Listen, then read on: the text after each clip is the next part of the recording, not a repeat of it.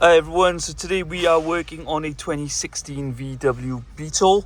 Now with the original stereo, you can see it there, the screen has failed, so we've gone ahead and fitted a KENWOOD 8021.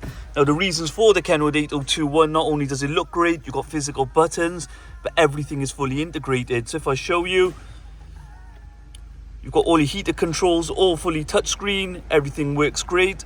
Also as well, you've got parking sensors, as the original screen would do. But another beauty of the stereo is, at the moment I'm using Apple CarPlay, so I've got my sat nav, I've got my music going on. If I click on home, I can easily just go onto my DAB. I've also got great features on here, such as USB. I can go on Bluetooth, the traditional way, your standard radio.